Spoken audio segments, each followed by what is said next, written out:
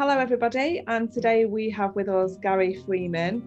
Gary's going to be talking to us today about some of his personal experiences around SEND and discussing some de-escalation strategies that he is familiar with, both as a parent and a professional, and also a sort of a conversation around language in regards to SEND and the importance of that and how that has evolved over the last decade or so. Welcome, Garry. Thanks for being with us today. No, thank you to you both. Hello, everybody. Excuse me, clear the throat. Yeah, good to see you. See you. So, yeah, away you go. Where do we need to go first in terms of de-escalation? I can tell you a little bit about me personally. Yeah. I've been a SENCO and a professional in the world of SEND for just over 30 years. Teacher for 43. Got into SEND really as an outcome of being a head of humanities, and I encountered so many issues around that, a bit of a challenging school, that I just got drawn into SEND quite naturally.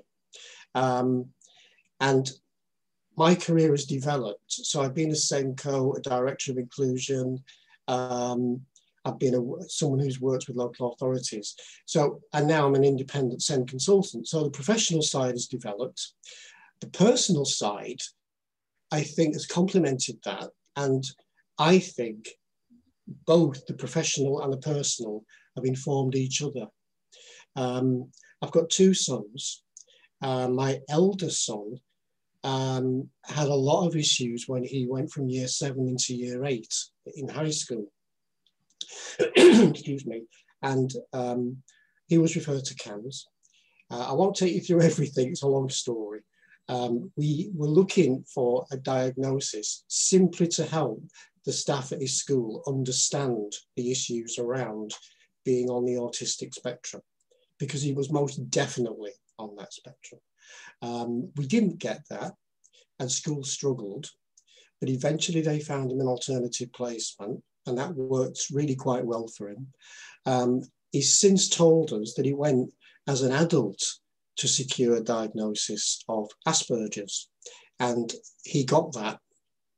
And it's helped him, and it's helped people around him to understand how he is and how his mind thinks and how he presents and how he interacts, how he communicates. So that's really important. And I think that really says a lot about the label itself, because I only believe in a label if it helps people to understand. So I think there's a real issue around being aware of ourselves misusing, misrepresenting, or misinterpreting labels. If it's there to inform and lead to some understanding, then that's fantastic. So that's happened for me personally. And over the years, it's happened professionally as well. And I found that the two have gone together. When we were in the difficult, what you might call teenage years, when he was 14, 15, 16, we did struggle. But again, it's that, it's the using the processes and putting my professional hat on that helped us. And very much coming to grips with and understanding de-escalation techniques. So yeah, that's a bit of background on me and how the two go together.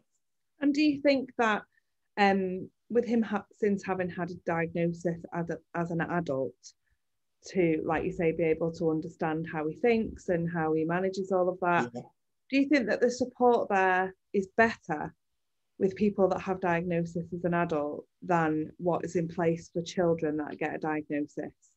Because we come across quite often that there isn't any real, once you've got your diagnosis, yeah, that's the end of that usually. There's nothing that's, so now we're going to refer you to these people who will help you understand that and help you come to terms with that and explain that and support you with that, you know, diagnosis. So do you think that's better for adults than it is for children currently? I think it's a very mixed picture depending on where you are, where you live, the services that are in that area. Our experience is that, yes, it is better. And I don't mean support as, for example, institutional or professional support. I just mean that kind of support in terms of understanding where he is coming from and how he is and how he interprets, how he communicates. I think there's more understanding and more of a willingness to understand. Certainly in his case, now that he's an adult, he's in his, he doesn't like to be reminded, but he's in the second half of his 20s. And I think so. I think there's issues around support for younger children, because I would agree with what you've said.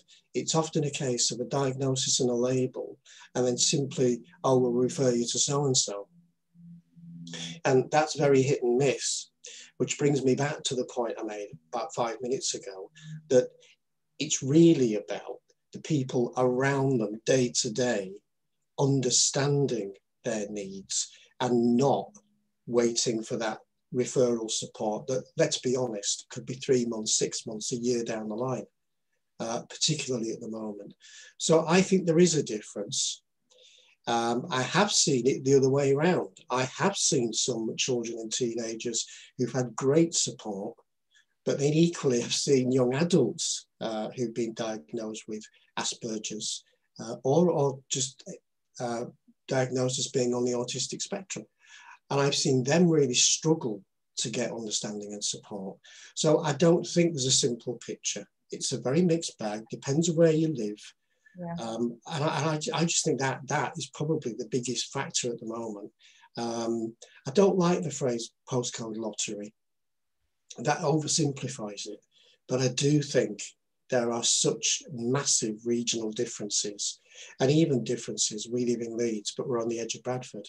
And I know there are huge differences between Leeds and Bradford. Yeah. And they're literally 5 miles apart. Yeah. And I think that's the same when it comes to the de-escalation strategies that you spoke about earlier. Yeah. It's exactly the same with that. So a diagnosis is given. And at that point, again, parents aren't supported well on how to potentially manage behaviours that may come along with, you know, whatever condition that might be from a diagnosis. Yeah. And neither are schools. And it seems to us, working in this every day, that from a professional point of view and the different services that are involved with that process of diagnosis, that everybody thinks that somebody somewhere else will have supported them with that. Yeah, yeah, we certainly found, absolutely agree. You know, we found that as a family, that it was, the minute we went to CAMS with our son, it was just expected by school, oh, someone else is dealing with it. We'll put him in a room. He was literally put in a sixth form study room for 2 years, away from his peers. He had a great, absolutely fantastic staff mentor, but her hands were tied by the system at the school. Yeah. And there is a lot of that. And again, and I'm going to keep coming back to this, but it really is about how can you use a diagnosis of any kind to promote that understanding. And of course, de-escalation is a key part of that. And we experienced it as a family. And over the passage of time, we very much used de-escalation techniques really effectively, to the point where he himself has commented in recent years the difference between how we reacted when he was in his mid to late teens compared to when he was in his early teens. So yeah, we've learned a lot, and I've been able to pass that on professionally. It's just been a really good experience for me, how the two have melded together, professional and personal. Yeah, and what would you say in regards to the de-escalation is the most important thing to remember when you may have a child, or you may be working with a child who is really struggling to self-regulate? What would be your main points of advice to both parents, carers and professionals on what to do in those situations and what to prioritise? Again, not being evasive, it depends on the situation and the circumstances and the person. But I think right up there at the top is don't take it personally. Whatever it is, don't take it personally, because it never is meant personally. It's so you do that. It's remember non-verbal things as well as verbal. So it's about physiological signs. It's about verbal things, yes. But I can't remember the name of the piece of research, but it came out 2-3 years ago, I think, which really gave a substantial body of evidence that only about 7-8%, excuse me, 7-8% of impact on de-escalation techniques was due to verbal. The rest of it was due to the way we present ourselves, our body posture, our body posture, sorry, and it's how we come across as a person. Yeah. So I think that's absolutely key. Give the person space. Don't mirror what they're doing. Yeah. Because I know there's a technical word for that, which is pacing, you know, that you're keeping pace with someone. So if they do something, you do something, and it escalates like that. So avoid that, give them space, and be very self-conscious about how you might look and how you might sound. So keep everything neutral. And that is really quite difficult to do, because if somebody says or does something which is shocking or surprising, it's human instinct in a sort of fight or flight mode to react. And this is what I've been saying and trying to work with staff on and some parents on for many years, is first be very self-conscious about it. Even just a raised eyebrow. I've known teachers, for example, in quite a serious situation who've inclined their head as a non-verbal sign of, really, I don't like that. You know, you go like that, and your eyebrows go, and that's to be avoided. Just keep it neutral, absolutely neutral. It's difficult because as human beings, we are emotional beings, aren't we? And it is difficult, but let it go. Calm, distant in terms of physical distance. Give them time. If they want to say something, let them. Watch out for signs that they're becoming even more agitated or upset, or just it really is using all your senses, but using it in a very neutral way, listening, watching, but not reacting. I think as well it's important to get across that you're listening and understanding, like you're saying there. Yeah. And do you think that the change of environment would help? Because we have a lot of sort of young people who really thrive in just getting out and getting that fresh air and being able to walk it off. And that's something that I think is really sort of missing from the school environment particularly, is the ability to allow them to have that freedom to, I just need to go and walk around the playground and get some fresh air away from everybody for a moment. And that should be part of the course, and it's generally not, isn't it? Yeah, absolutely agree. I've seen many cases, especially in the last sort of 5-6 years, of young people on the autistic spectrum. And they've had really some very serious moments in school when they've walked out of a class. They've either gone walking around school, or they've just literally walked out of class and stood in one place and refused to move. And anyone who went near them, the situation just escalated enormously. And then they are sanctioned for that. They're sanctioned for leaving class, and they are sanctioned for walking off around school, when actually that's what they need in that moment. Absolutely. But then they're also sanctioned. Can I just say they're also sanctioned? I've seen this done, and it was done by the principal of the school. And I thought I had to have a diplomatic word, which was quite difficult. But they are also sanctioned because by coming out of a lesson and by standing on a corridor and refusing to move, because they're so agitated, they can feel themselves becoming so agitated, then they're not following staff instructions to go somewhere else. Yeah.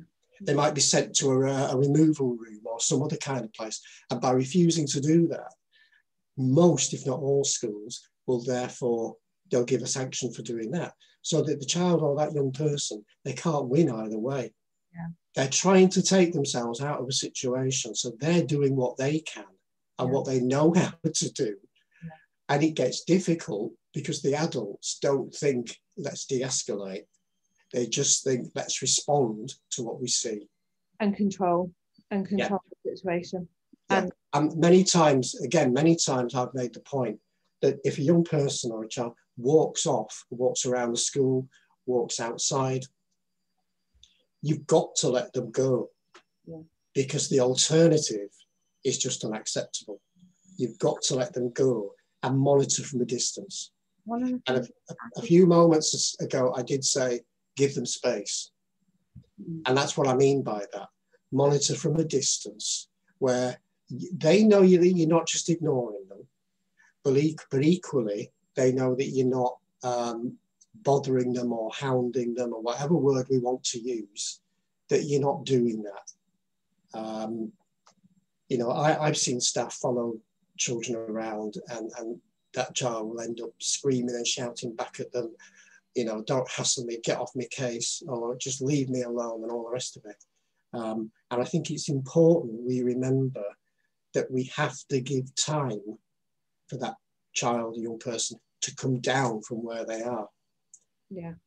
I think one of the important things is having a clear plan that's agreed before crisis point, because often it's a mistake, isn't it? Well, when the child, the young person's up here, we need to deal with it this way. Actually, there needs to be a really clear plan before that, so that can be discussed and agreed with the child, the young person, whether that's a safe space in the school, whether that's a certain area, whether that's flashcards that say action that I read, please don't come and speak to me, so that that's done in a planned way, and that's included within their IEP, that's shared with all of the school as well, so that that's in place. So because often people can mean well and can come across the situation and try and get involved to sort that out, but actually that's not the right thing for that young person. So I think often it's about, you know, what you said before about the relationship around the young people, but having a clear plan in place so that when that happens, that we're all on the same page and we all know actually this is what the young person needs. Absolutely.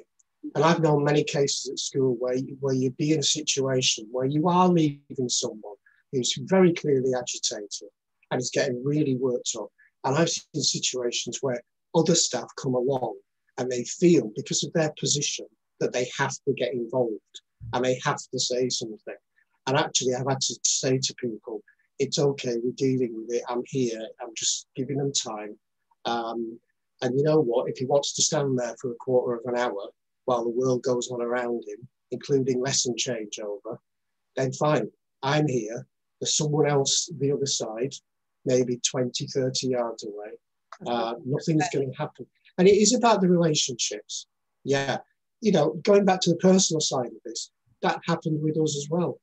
And we now say to each other on the very, very rare, that's me and my wife, very rare occasion, and it really is rare, that there's a bit of a temper outburst that could lead to something if we handled it differently. We'll just say, and sometimes it's just a look, that he just needs 10 or 15 minutes. And that's it. We know that by doing that, we are de-escalating. We know that by keeping our voices in a certain tone and by coming across in a certain way, we are automatically de-escalating it. It's not always about de-escalating, isn't it? Because sometimes they need the outburst. I mean, we all need the outburst sometimes. Absolutely. And you have to sort of go with that. You know, I certainly do that with my daughter, and letting her have that meltdown, if you like. And when she's had that, and it actually helps feel better. You know, us women generally say, have a good cry if you're feeling a little bit stressed, always makes you feel better. Watch a sad movie and it helps, and it's not similar to that, really. It's just, I think it's just the same. And I'd extend that to, and again, I'm relating back to my professional experience of the number of times I've seen teenagers become really, really agitated. And anyone who goes anywhere near will get a mouthful of abuse thrown at them. And the immediate response from many staff in schools is to think, well, that's another section because they're swearing at me and they're doing this. And I've had to say to both staff, I've had to say to staff, it doesn't matter. It's words, and it's just how their emotions are at the moment. But we need to think about how we deal with that, how we support them. And equally, I've said to young people, you know what? It's only a word. If you want to swear at me, that's fine. If it helps, you know, let's try this. How about this? And that's what I'll sometimes do, because it's about giving choices, but open choices. Yeah.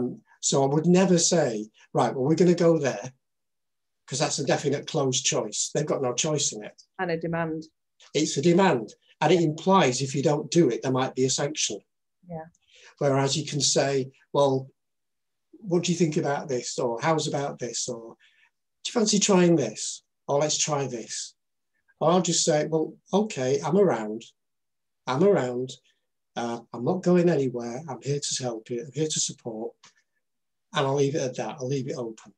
And I'm just thinking back to the last one I dealt with before I left a particular school is a young man with Asperger's. And he had walked out of a room and he just literally stood rooted to the spot outside the classroom. Lesson changeover went on around him. And we had a plan in place, and it worked. It took him, the room where he went to as a safe space, where he knew he could go to, was about 200 yards down a long, long corridor. It took him 40 minutes to walk there. And it was a struggle sometimes to watch it, because not because of what he was doing, but because of other people noticing it. And again, coming back to this point, feeling that they've got to get involved and say something. And it is about giving that time and space. I couldn't agree more. We all need the outbursts. Yeah, and it always comes back to understanding that person as an individual, because you know, you can read de-escalation strategies and people can give advice on that and how that should be and what that should look like for various different conditions, but actually that person is unique and what helps them is different to what might help somebody else.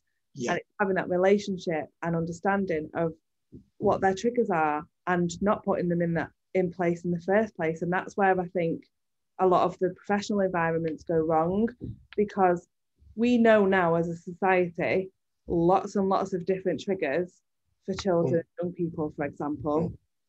Yet we still carry on every day doing that in the school environments, and we still have the same problems every day. And the kickbacks from the young people, they're telling us all the time, but we're not changing that. You know, there's models of good practice where that is different, but there's no consistency of that as a society where we know this, but we're still having those battles, and those battles aren't needed. And actually, those battles are causing trauma, and that's where you get into unmet needs, and that's where it can cause a lot. And I think it's really unknown.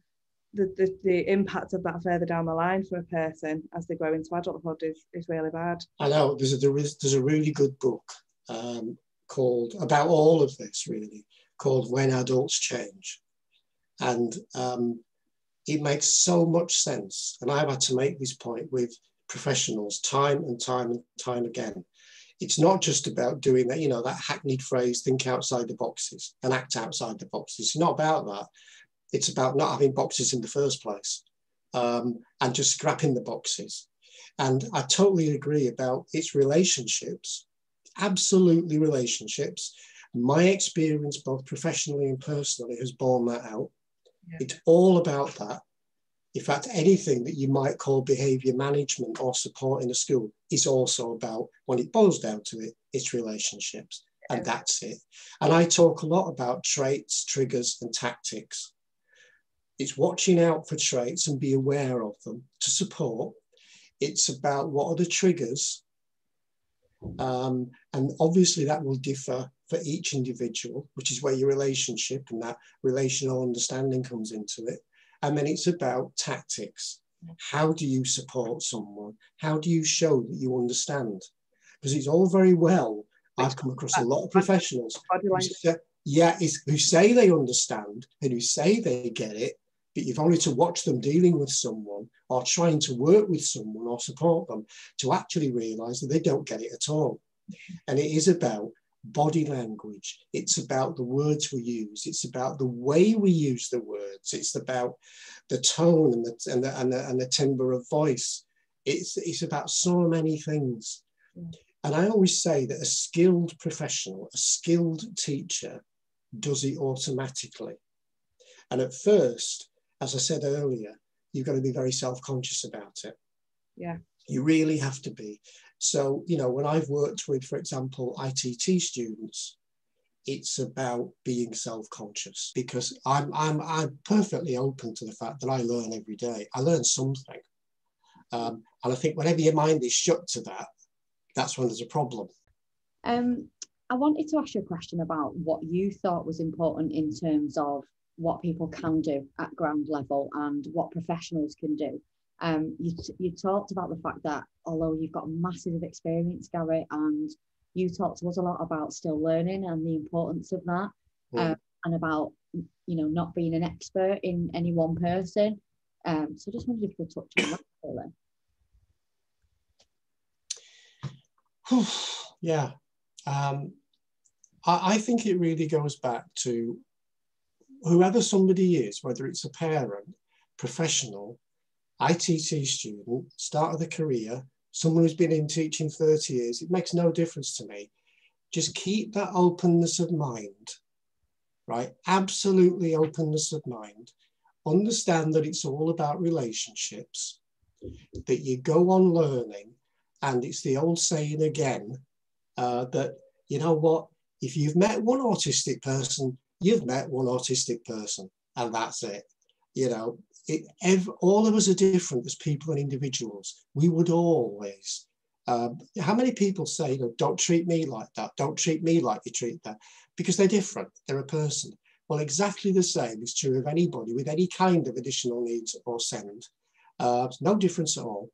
And therefore, we have to learn about that person, what makes them tick, and establish and build and develop that relationship.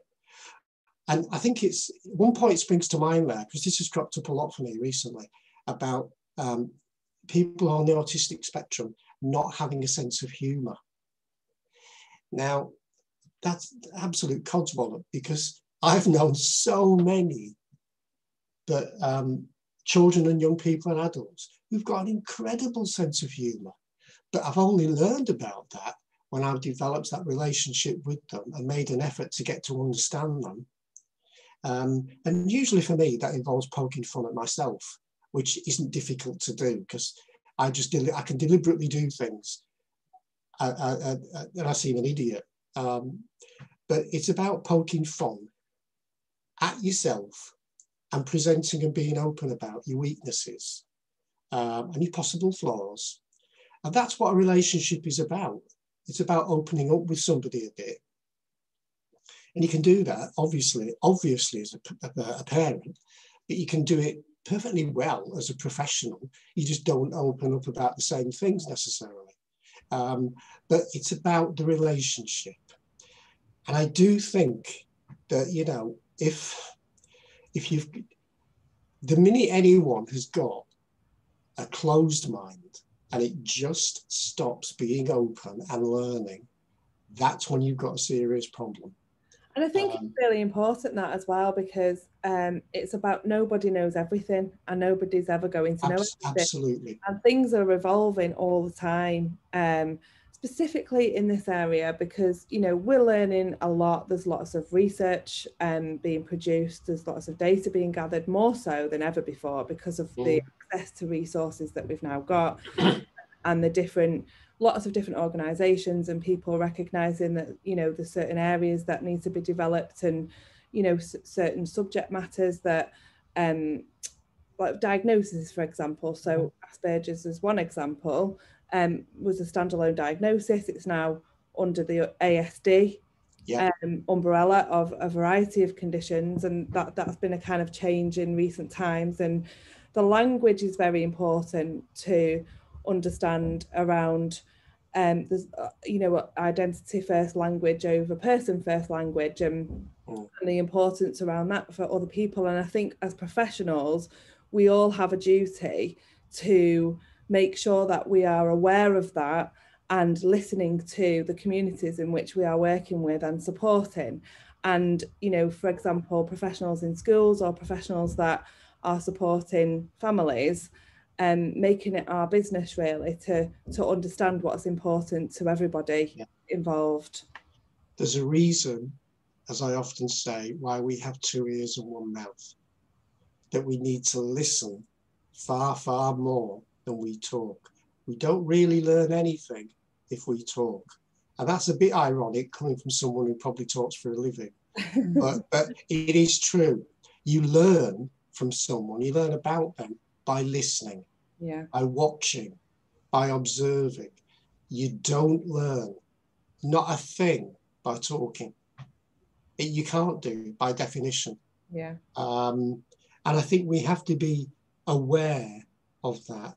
And we've got to be open to doing things differently if we're going to support people and be open-minded. You know, it reminds me of the old, well, it was attributed to Einstein about the problem with doing the same thing. There's a great problem with if you're doing the same thing all the time and expecting a different outcome. You know, if you expect a different outcome, do something different. Be innovative, think differently, be open-minded. And I've done this before when I've set up nurture groups in a secondary school, which itself was a novelty because nurture groups are usually in primaries. And that was quite difficult, not with the children and the young people, not at all with them. It was difficult with the staff and the adults. And parents bought into it quite quickly. Parents agreed, they could see the point of it, they could see the value, and so could the young people. But it was the staff, and it was about supporting staff and helping staff to understand about that relationship building, about being open-minded, about having a different approach. And we avoided, by doing that, we achieved what we set out to achieve. We supported those students and the families, some of whom were struggling quite often. Most were on the autistic spectrum, the children and young people. But it was definitely one way, a very successful way of getting the point across. It's about understanding, listening, relationships, open-mindedness, de-escalation when it's appropriate. But actually, take a step back from de-escalation, spotting the signs that might lead to a situation where you need to de-escalate. It's always better to preempt and prevent rather than wait for something to happen and then have to handle it and deal with it, because that in itself becomes more of a problem. Garry, what would you say, often when we're speaking to teaching staff, we work in lots and lots of different schools across the country, often what you hear is, you know, funding is a major issue, not dismissing or minimising that at all. Capacity, we're over capacity, we've not got enough teaching staff. Are there any, I suppose, quick wins in terms of, you know, obviously the relationship, giving them, children, young people, the opportunity to feel listened to, that being represented in your body language, setting up that space, maybe it's a check-in at 2 points in the week. Have you got any sort of quick wins, I would call them, to be able to pass on to any sort of teaching staff that are watching this? I think, first of all of those things that you just mentioned, absolutely. I think it's a recognition of the fact that there are no instant wins, but there are things that you can do which will have a great beneficial effect pretty quickly, and which don't cost anything. I of course, I've been in education now so long, I absolutely get the issues around funding, and that's for all children, not just with those, for example, with an EHCP. That's an issue, and it can be a serious issue. But I have to remind professionals quite often of there are things you can do which literally don't cost a penny, because it's just changing how you think and how you behave and how you speak. Yeah. One very simple way is, it was something that cropped up on Twitter. I think it was early last week or maybe the week before, about an example of being really innovative that overcame any barriers that staff often have about resources and funding, which are the classic ones. And I gave an example of, again, to go back to that nurture group that I set up, of teach. I'm an historian by training, by the way, so you'll have to forgive me and indulge me for a few seconds. But I was basically, we were doing some learning about the Berlin airlift as part of the early Cold War after World War II. And it is quite a technical issue because it's between capitalism and communism and America and the Soviet Union. You can get into all that.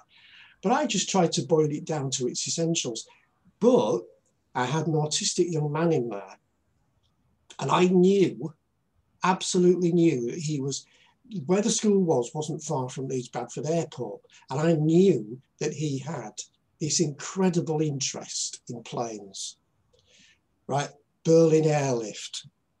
So what I did, and I did it, and I tried to make it look quite innocent, even though it was very well planned, because I knew him and we had a good relationship. And I brought in more and more that aspect of, well, how did the planes do this, and what planes did they use, and how, and it brought him in, and that was inclusion as it really is meant to be. He wasn't aware of what was happening. I was, because I was the professional, and it's about knowing him, understanding him, relationship building. But you know what? Because he became involved and he'd been on the fringe of some of the other work that we'd been doing, because he wasn't that interested in some of the topics, and I get that. But the other children in the class, and they were all, what, 12, 13, they noticed it as well. And it helped that class to gel together a bit more. Yeah. And that is literally just by listening and understanding and taking into account what their interests might be. Now, I'm well aware that if you're a teacher and you've got a class of 25 or 30, you can't do that all the time for everybody. Of course you can't. But a skilled professional can do it from time to time with different interests that they know those children have got. Yeah. And I've seen that so many times in my career, and it's been done successfully. And it's the art of engagement, isn't it? Because if you engage with someone, all the barriers go, yeah. Right? You can have a really good, sound relationship because they're engaging with what you're doing. They feel that you are engaging with them. And it has to be a two-way process. It can't just be that you expect them to engage with the learning because you're the teacher. Yeah. It has to be two-way. You've got to engage with them as a person in their own right, if that makes sense. Absolutely. Well, thank you, Garry. It's been really helpful speaking to you today. And I think one of the main, well, I'd say 2 or 3 main things to take away from this today is just always prioritising your relationships, yeah. Understanding of other people, and having a self-awareness of the fact that we can always learn more, and also that we should be aware of our own body language and how we are coming across to somebody. I think they're really important points to take away from that today, and thank you for Absolutely, I've enjoyed it a great deal, and I will leave you with a quotation from the Duke of Wellington, who was Prime Minister in 1829, historian coming out again. And he once said, I always remember it, he said, closed minds cannot deal with an open issue. And that's how I feel about this. Yeah, absolutely. That's great. Thank you, Garry, and we'll speak again, I'm sure. Thank you both. All right, take care, everybody. Take care.